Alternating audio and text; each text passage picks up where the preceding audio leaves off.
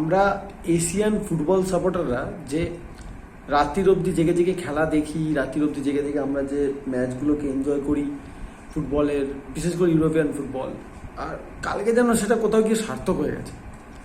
কালকে এটা পুরোপুরি সার্থক হয়ে গেছে। মানে একদিক থেকে দেখতে গেলে এটা পুরোপুরি ব্যাড লাক। এটা পুরোপুরি ব্যাড লাক যে আর্সেনাল বায়ার্ন মিউনিখের মতো ম্যাচ আমরা কালকে দেখতে পারিনি, because Manchester city Real Madrid এখন একটা রাইভালরি হয়ে গেছে। Manchester city Real Madrid match আপনি কি করে ছাড়বেন? আর এটা আমি তো কালকেও বলেছিলাম, আজকেও বলছি, এগুলো ক্রাইম। এই আমার মনে হয় চ্যাম্পিয়ন্স লিগে কিছু একটা সিস্টেম করা উচিত। দুটো কোয়ার্টার ফাইনাল এক টাইমে, আর যেখানে এত বড় বড় ম্যাচ করছে, যখনই এরকম বড় ম্যাচ করবে আমার মনে হয় দুটো কোয়ার্টার ফাইনালের টাইম আলাদা করে দেওয়া উচিত। নাহলে ভিউয়ার্সদের জন্য খুব প্রবলেম। কেউ ছাড়তে চাইনি আমরা বায়ার্ন মিউনিখ ভার্সেস আর্সেনাল। আর যা খেলা হয়েছে, আমি পরে যেটুকু হাইলাইটস দেখলাম, কিন্তু হাইলাইটস দেখে আপনি ম্যাচে ট্যাকটিক্যাল অ্যানালিসিস কী করবেন, কী বলবেন ওই ম্যাচে? কিন্তু বলতে তো হবেই আজকে Real Madrid Manchester city versus Real Madrid নিয়ে। কারণ কালকে যে খেলাটা আমরা দেখলাম, একদম একটা নিউট্রাল ফুটবলিং ফ্যান হিসাবে আমি একটা সিম্পল কথা বলতে চাই, সেটা হচ্ছে যবে থেকে ফুটবল খেলা দেখছি, মোটামুটি 98-এর ওয়ার্ল্ড কাপ দেখতাম, তখন একদম ছোট্ট বসে বুঝতাম না কি যে গোল হলে ছিল এরম ব্যাপার। 2002 ওয়ার্ল্ড কাপ দেখেছি, বাট তখনও সেন্স মানে নলেজ ওই রকম ছিল না। এই এত চিন্তা ভাবনা করে খেলা দেখতাম না, সাপোর্ট করতাম। দেন ম্যানচেস্টার ইউনাইটেডকে সাপোর্ট করে গেছি, খেলা দেখেছি, কিন্তু তখন তো ম্যানচেস্টার ইউনাইটেডই প্রিমিয়ার লিগের সবচেয়ে বড় টিম। ম্যাক্সিমাম টাইমে একটা স্পোর্টস চ্যানেলই আসতো, সেখানে ইউনাইটেডের খেলা দেখাতো, অন্য টিমে খেলা দেখাতো না সেইভাবে। অত রাত জেগে জেগে রিয়াল মাদ্রিদ, বার্সেলোনা এগুলো দেখা সম্ভব হয়ে উঠতো না রেগুলার বেসিস, কিন্তু তখনও দেখেছি। দেন রোনাল্ডিনোর বার্সেলোনা দেখেছি, দেন গ্যালাক্টিকোস রিয়াল মাদ্রিদ দেখেছি, আবার তারপর রিয়াল মাদ্রিদ এলো যখন পরপর চ্যাম্পিয়ন্স লিগ জিতলো। বাট সব কিছু দেখার পরও একটা কথাই বলবো, পেপ গার্দিওলার এই ম্যানচেস্টার সিটির মতো টিম আমি কখনো দেখিনি। বার্সেলোনার সেই প্রাইম বার্সেলোনা গার্দিওলার সময়, সেই প্রাইম বার্সেলোনার মধ্যে এত ভ্যারাইটি ছিল না, এটা মানতে হবে। এই ম্যানচেস্টার সিটি যে যে যে ব্র্যান্ড অফ ফুটবলটা খেলছে না, এটা আপনি অলমোস্ট বলতে পারেন প্লে স্টেশন ফুটবল। এরা কোনো ভুল করে না। এরা প্রত্যেকটা বল যেটা পাস করে, সেই বলের পাসটা এতটাই নিখুঁত হয়, মানে আমার কোথাও মনে হয় Guardiola football manager com, he is a football scientist. নাহলে এতটা নিখুঁত কী করে হতে পারে? আপনি কোনো আতিপাতি টিমের এগেনস্টে খেলছেন না, আপনি খেলছেন এগেনস্ট রিয়াল মাদ্রিদ। আপনি সেখানে সবসময় জানে ফুটবল হেরিটেজ কিন্তু রিয়াল মাদ্রিদের পক্ষে। এতবার চ্যাম্পিয়ন্স লিগ জেতা, লাস্ট 14 বছরে 12 বার সেমিফাইনাল খেলা, এটা কোনো মজার বিষয় নয়। জাস্ট 14 বছরে 12টা সেমিফাইনাল, ইয়ার কি বিষয় হতেই পারে না। সেই টিমের এগেনস্টে যতই আপনি ঘরের মাঠে খেলুন না কেন, আপনি জানেন এনি টাইম একটা ভুল, যেটা ভুল বলবো না, বাট একটা কেয়ারলেস অপরচুনিটি বা একটুখানি কোনোভাবে যদি কনসেন্ট্রেশন এদিক থেকে ওদিক হয়, Real Madrid can hit you. সেই জায়গা থেকে দাঁড়িয়ে এক একটা সময় আমি যা দেখছিলাম, অপোনেন্ট বক্সের সামনে সিটির ডিফেন্স লাইন দাঁড়িয়েছিল। অনেকে এই কথাটা বলছে যে রিয়াল মাদ্রিদ এটা কী ফুটবল খেলেছে, রিয়াল মাদ্রিদ এই লো ব্লক, পার্ক দা পাস। ভাই, ফুটবল সম্বন্ধে কিছু যদি বোঝো তাহলে তোমরা কেউ এই কথা বলবে না। আরে কালকে রিয়াল মাদ্রিদকে ওই ফুটবলটা খেলতে বাধ্য করানো হয়েছে। কি করে নিত? ফার্স্ট হাফে যা খেলা দেখলাম, তাতে ফার্স্ট হাফে রিয়াল মাদ্রিদ তো টোটুটো যাচ্ছিল, প্রপার বল নিয়েছে, পাসিং করেছে, অ্যাটাক হচ্ছিল, কিন্তু সেকেন্ড হাফে পেপ গার্দিওলা একটা চেঞ্জেস এনেছিল শুধু। ফার্স্ট হাফে যখন ফার্স্ট গোলটা হলো, ভালো করে লক্ষ্য করবেন, ইট ওয়াজ ভিনিসিয়াস ভার্সেস রুবেন ডিয়াস। কালকে যখন ম্যাচ শুরু হলো, ভিনিসিয়াস জুনিয়র ওয়াকারের দিকে খেলেইনি, খেলছিল রড্রিগো। ভিনিসিয়াস জুনিয়রের থেকে রড্রিগোর একটা ডিফারেন্সেস কি আছে, ভিনিসিয়াস জুনিয়র হয়তো অনেক বেশি স্পিডি, বাট আমার যেটুকু দেখে মনে হচ্ছে টেকনিক্যালি রড্রিগো অনেক বেশি সাউন্ড। রড্রিগোর কাছে অপশনস অনেক বেশি rather than Vinicius Junior. Vinicius জুনিয়রের খেলাটা হচ্ছে কাইন্ড অফ স্পিডে বেরিয়ে যাওয়ার চেষ্টা করা, রাইট কাট করা, এর মধ্যে। কিন্তু রড্রিগো অনেক বেশি সেন্সিবল ফুটবলার। তো কার্লো অ্যানচেলত্তি যে ভুরুটা এরমভাবে তুলে দিয়ে কিছু তো একটা করবে, এটা আমারও জানা ছিল, কারণ পেপ গার্দিওলা একা ট্যাকটিক্যাল ম্যাজিক দেখাবে এটা হতে পারে না। তো কার্লো অ্যানচেলত্তির যেটা ট্যাকটিক্স ছিল যে ভাই ভিনিসিয়াসকে একটু স্লো ডিফেন্ডার এগেনস্টে ফেলো, অ্যান্ড সেটা কাজও করে গেছিল। What a brilliant long ball from Carvajal, what a brilliant receive from Bellingham, তারপর এক্স্যাক্ট যেটা চাইছিল সেটাই। রুবেন ডায়াসের এগেনস্টে ভিনিসিয়াস গেট ইন বিহাইন্ড করলে অবভিয়াসলি ভিনিসিয়াসই জিতবে, সেটাই হয়েছে। আর যখনই সেটা হয়েছে সেখান থেকে মাদ্রিদ গোল পেয়েছে। কিন্তু এই জায়গাটা কেন পেপ গার্দিওলা এত বড় কোচ, এই যে প্রত্যেকটা ম্যাচের প্রত্যেকটা সিচুয়েশনটা মাইক্রো ম্যানেজ করে নেওয়া, প্রত্যেকটা সিচুয়েশনকে মাইক্রো ম্যানেজ করা, আমি জানি না এতটা ডিটেলে কি করে পসিবল। পেপ গার্দিওলা আদৌ কি মানুষ? আমার তো মনে হয় না মানুষ, অন্য কিছু হতে পারে, মানুষ না, এলিয়েন। আমার মনে হয় এলিয়েন, রিসার্চ করা হোক, এলিয়েন বেরোবে। পরবর্তী সময় পেপ গার্দিওলাকে নিয়ে আলাদা করে ডকুমেন্টারি হওয়া উচিত, তাকে নিয়ে রিসার্চ হওয়া উচিত। ওই মোমেন্টে পেপ গার্দিওলা যেটা করলো, কালকে যেটা ফরমেশন ছিল যদি দেখেন, 4টে সেন্টার ব্যাকের সঙ্গে একটা হোল্ডিং মিডফিল্ডের ফরমেশন ছিল, সেটা হচ্ছে রড্রি, তার সঙ্গে আবার 4টে midfield, Foden, De Bruyne, Bernardo Silva, Grealish, সামনে আমাদের হ্যালান্ড।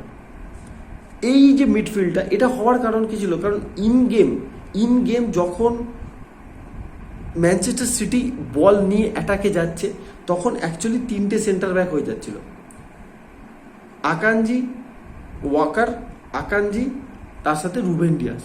আর কন্টিনিউ ওভারল্যাপ বা আপনার যেটাকে বলে আন্ডারল্যাপ মিডফিল্ড দিয়ে কন্টিনিউ একটা জায়গা তৈরি করছিল হচ্ছে গোয়ার্দিওল। আকানজি আর গোয়ার্দিওল এই দুজনের কাজ ছিল হচ্ছে যতটা সম্ভব মিডফিল্ডকে ভারী করা, যাতে ওই অ্যাটাকিং ট্রানজিশনটা আটকানো যায় রিয়াল মাদ্রিদে। রড্রি সিটব্যাক করছিল, থার্ড ডিফেন্ডারে কাজ করছিল কখনো কখনো, আর যখন রড্রি ওপরে যাচ্ছে তো থার্ড ডিফেন্ডারে কাজ করছিল হচ্ছে আকানজি যে এতটা প্রপার বল প্লেয়িং সেন্টার ব্যাক, এটা আমরা সিটিতে না আসলে জানতে পারতাম না যে আকানজি এতটা ভালো সেন্টার। যাই হোক, তো সেক্ষেত্রে যখন রিয়াল মাদ্রিদ গোলটা করলো রুবেন ডিয়াসের দিক থেকে এবং ভিনিসিয়াস জুনিয়রকে মাঝখানে কাইন্ড অফ নাম্বার 9 পজিশনে খেলানোর চেষ্টা করছিল কার্লো অ্যানচেলত্তি, সেই মোমেন্টে পেপ গার্দিওলা গোলটা কনসিড করার পর বুঝে গেল okay that is their tactics, আমাকে চেঞ্জ করতে হবে। ওয়াকার সঙ্গে সঙ্গে রাইট সেন্টার ব্যাক পজিশন থেকে চলে এলো সেন্টার ব্যাক জায়গা, প্রপার সেন্ট্রাল ব্যাকে, যে মানে একদম মিডল অফ দ্য ডিফেন্স। কেন?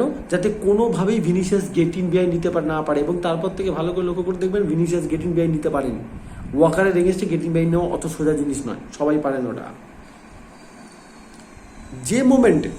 যে মোমেন্টে ভিনিসিয়াস জুনিয়র আটকে গেল সেকেন্ড হাফে, পেপ গার্দিওলার প্রথম ট্যাকটিক্যাল চেঞ্জ যেটা ছিল যে ফার্স্ট হাফে Real Madrid looked good, counter proper ট্রানজিশনে যাচ্ছিল তারা, যে মোমেন্টে বল লুজ করছে প্রপার ট্রানজিশনে যাচ্ছিল।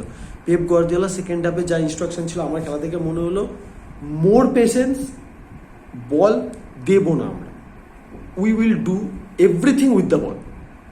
আমরা মাদ্রিদের থেকে ততক্ষণই সেফ থাকবো যদি আমরা তাকে বলই না দিই।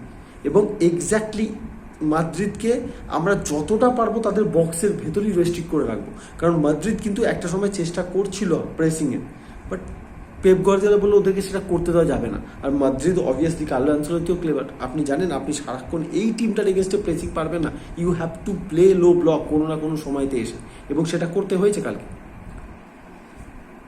সেকেন্ড হাফ থেকে 120 মিনিটস অবধি হোয়াট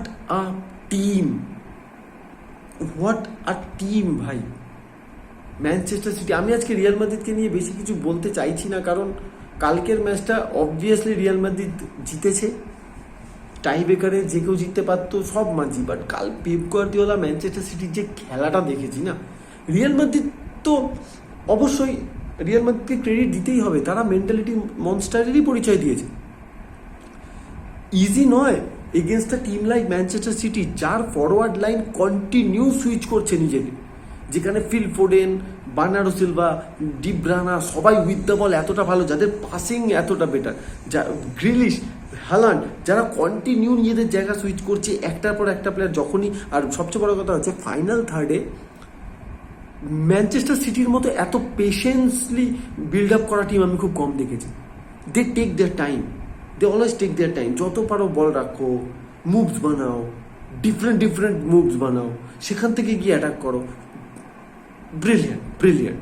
কিন্তু সেই জায়গাতে গিয়ে কন্টিনিউ ওই লো ব্লককে মেনটেন করে ওই লেভেলের ডিফেন্স করা রুডিগার ভাই, লেভেল। ন্যাচো একটু ডিফিকাল্ট ছিল ন্যাচো, কিন্তু কালকে Rudiger, what a centre back ভাই, what a performance from Rudiger. কারবাজালকে নিয়ে কি বলবেন? সবাই মেন্ডিকে বলে ডিফেন্সিভলি এত স্ট্রং, কারবাজাল নাকি ডিফেন্সিভলি স্ট্রং না। কারবাজালকে নিয়ে কি বলবেন? কামাভিঙ্গাকে নিয়ে কি বলবেন? যতটা বেটার কালকে সিটি ছিল অ্যাটাকিং ওয়াইজ, মাদ্রিদ ততটাই বেটার ছিল ডিফেন্সিভলি। খুব রেয়ার আপনি দেখতে পাবেন রিয়াল মাদ্রিদ এতটা ডিফেন্সিভ ফরমেশনে এতটা ভালো খেলে দিচ্ছে। রিয়াল মাদ্রিদ কিন্তু এতটাও ডিফেন্সিভ ফরমেশনে খেলা টিম নয়, কারণ তারা ইউজ টু নয়, কিন্তু কালকে করতে হয়েছে। আর এখানেই কার্লো অ্যানচেলত্তির গ্রেটনেস, যে এই টিমটাকে দিয়ে আমাকে যখন খেলতে হবে ডিফেন্সিভ অপোনেন্টকে রেসপেক্ট দিতে হবে, তো উই হ্যাভ টু প্লে, আমাকে লো ব্লক খেলতে হবে, তো সেটাকেও প্রপার অর্গানাইজ করা। কারণ একটা ডিফেন্স যদি প্রপারলি অর্গানাইজ না হয়, একটা স্ট্রাকচার না থাকে, সিটির মতো টিম এইভাবে ভাঙবে। কালকে পারেনি। হ্যাঁ, ডিব্রানা একটা সিটার মিস করেছে মানছি, যেটা আর্লিং হ্যালান্ড একটাই চান্স ক্রিয়েট করেছিল, বারে লেগেছিল, অ্যান্ড দেন বার্নার্ডো সিলভা ওটা ঠাই লেগে বাইরে চলে যায়, সেটাও মানছি। But this is part of the game, প্লেয়াররা মিস করে। কিন্তু তারপরও মাদ্রিদকে ক্রেডিট দিতেই হবে, কারণ সিটি কাল যেভাবে চেপে ধরেছিল, যা খেলা সিটি দেখিয়েছে, সেটাকে এইভাবে অ্যাবজর্ব করা ফর 120 মিনিট, যেখানে 105th মিনিটে গিয়ে ফার্স্ট কর্নার পেয়েছিল রিয়াল মাদ্রিদ। 18টা কর্নারের এগেনস্টে একটা কর্নার রিয়াল মাদ্রিদের। একটা জিনিস জানবেন, উইথ দ্য বল খেলার থেকেও ডিফিকাল্ট হচ্ছে উইদাউট দ্য বল খেলা। আপনি ফার্স্ট্রেট হয়ে যেতে পারেন, কনসেন্ট্রেশন লুজ হয়ে যেতে পারে, কারণ আপনার কাছে বল নেই। কখনো কখনো মনে হতে পারে দূর যাই, একটা তেরে গিয়ে ট্যাকেল করি, প্রচণ্ড ডিফিকাল্ট হয়। আর কালকে সেটা রিয়াল মাদ্রিদ করে দেখিয়েছে। হ্যাটস অফ দুজন ম্যানেজারকে ভাই, ট্যাকটিক্যালি ইট ওয়াজ আ ব্যাটেল, মাঝে মাঝে একটা ব্যাটেল চলছিল যেন কালকে, যে কে ট্যাকটিক্যালি কাকে আউটপ্লেট করতে পারে। Carlo Ancelotti, Pep Guardiola, this is excellent football কালকে। রড্রি যে কথাটা বলেছে, আমি ওটার সাথে একমত নই, যে একটাই টিমকে আমরা খেলতে দেখেছি। ডিফেন্স করাটাও কিন্তু খেলার মধ্যে পড়ে। If your opponent team is playing a better football, আপনাকে বাঁচতে হবে না। ওরা বেটার ফুটবল খেলছে মানে আমি হাত তুলে দিয়ে সারেন্ডার তো করতে পারি না, আমাকে তো বাঁচতে হবে, অ্যান্ড তখন আপনাকে ডিফেন্স করতে হবে। তো ডিফেন্স, মিডফিল্ড অ্যান্ড অ্যাটাক তিনটেরই কম্বিনেশন বেটার হলে যেমন একটা বেটার ফুটবল হয়, তেমনই আপনি, এটা আমি অনেক সময় দেখেছি। এখন আমি জানি না কেন অনেকে বলে হ্যাঁ তো ডিফেন্সিভ ফুটবল, ভাই ডিফেন্স করাটা তো part of the game, so why not. আর সেইখানেই কালকে credit. But and then Lunin, the way he save those penalties. আর বার্নার্ডো সিলভার যে পেনাল্টিটা কালকে হলো না, এটা সাধারণত স্পোর্টস, ফিফা এইসব গেমেতে দেখা যায়। গোলকিপার মাঝখানে দাঁড়িয়েছি, আমি সোজা মারলাম হাতে, গোলকিপার পাচ্ছি, এক্স্যাক্ট সেম জিনিস ঘটে, এরকম খুব রেয়ার দেখা যায়। হ্যাঁ, এটাও ঠিক কথা, লুনিন কালকে ঝাঁপায় নিয়ে বুদ্ধি করে বার্নার্ডো সিলভা সোজা মেরে দিয়েছে, লেগে গেছে কোনোভাবে। Congratulations Real Madrid, hard lakh Manchester city, triple হলো না ব্যাক টু ব্যাক। বাট এবার তো প্রিমিয়ার লিগ আর কেউ হাতছাড়া করতে পারছে না। প্রিমিয়ার লিগ তো সিটির, ইভেন আমার তো মনে হচ্ছে এফএ কাপও সিটির। এই খেলা যদি চেলসির এগেনস্টে খেলে,